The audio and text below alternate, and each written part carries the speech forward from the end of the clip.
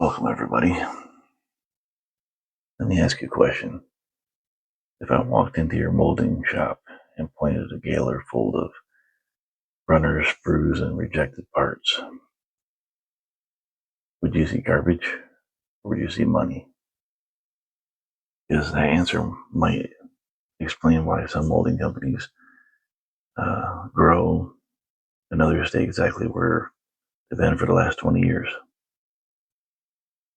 Today, we're going to talk about Regrind, one of the most misunderstood, controversial, and financially important topics in injection molding. And we're going to talk about why some small companies stay small, not because they lack talent, because they think small. Let's get into it. The moment somebody hears the word regrind, opinions start flying. Some people immediately think cheap, low quality, cutting corners. And yes, there are companies that abuse regrind. We'll talk about that. But first, let's talk about reality. Plastic resin is expensive. Depending on material type, color, additives, and market condition, resins can have a huge impact on profitability. Now imagine a molding shop that throws every runner and startup part in the dumpster every day, every shift, every year. How much money are they literally throwing away? The answer might shock you. Thousands, tens of thousands, sometimes hundreds of thousands of dollars annually, especially in higher volume operations. For people outside the molding industry, let's simplify this. A runner is material, a sprue is material, setup scrap is material, rejected parts are material. Many times these materials can be reground and reused according to established process controls. The key phrase there, process controls. Good molding companies don't just throw random percentages into a hopper and hope for the best. They test, they document, they validate, they establish limits.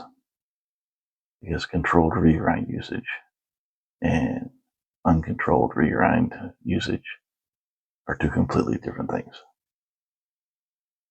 Now, let's talk about the abuse side, because that happens. Some companies start looking at every pound of virgin resin as an expense. Then they get greedy. They start increasing regrind percentages. Quality starts drifting. Our consistency starts changing. Appearances change. Mechanical properties change. And eventually, customers notice.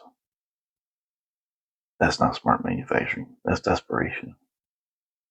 The goal isn't to eliminate virgin material. The goal is to maximize value while maintaining quality. Best processes or processors understand this balance. Here's where it gets controversial. I've met shop owners who spend more time figuring out how to save $5 than how to make $50,000. Think about that. They'll argue over a grinder purchase, argue over process improvements, training, maintenance, automation.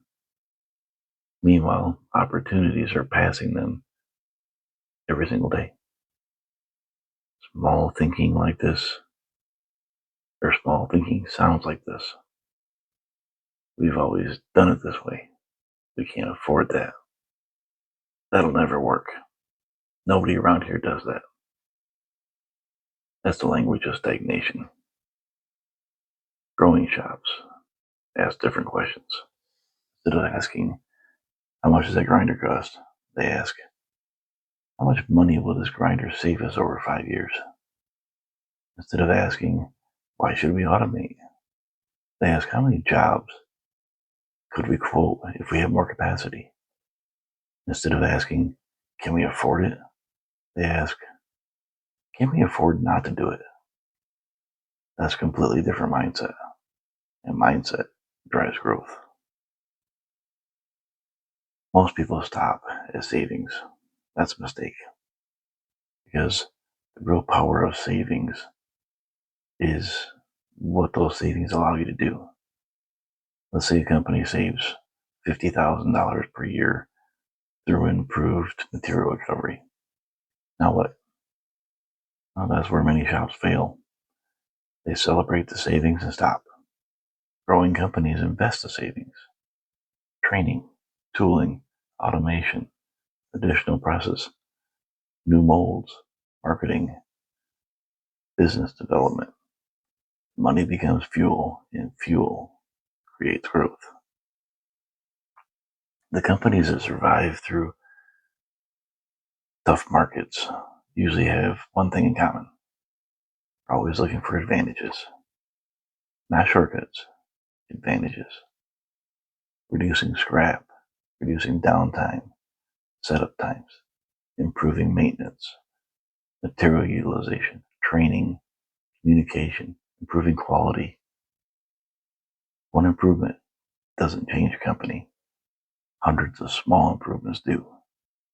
And Regrind is simply one piece of that puzzle. Here's another place where small shops get trapped. They become dependent on one customer or one industry, one product line, and they wonder why growth stalls. The best shops are constantly exploring, could we enter another market? Could we mold additional products? Could we offer secondary operations? Could we partner with local businesses? Could we utilize engineering more effectively? Could we improve tooling? Could we automate packaging? Could we quote work we couldn't handle before? One of the biggest questions is, you have a customer already, you make another product for them. Those questions create growth. Many small molding shops have talented people, processors, setup technicians, tool makers, engineers, but management often underutilizes them. Instead of solving tomorrow's problems, they're stuck fighting yesterday's fires. Imagine if someone of that talent was directed toward growth projects, cycle time reduction, material recovery, automation improvements, fixture design, process optimization, customer development. Now you're building a future, not just surviving today. Here's the truth some owners don't want to hear. Sometimes your biggest limitation isn't equipment. It isn't labor. It isn't competition. It's your willingness to think bigger. Molding industry is filled with stories of small companies that become major suppliers. Most of them didn't start with massive facilities. They started with vision. They started with people willing to challenge assumptions. They started with owners willing to invest. They started with leaders willing to take calculated risks.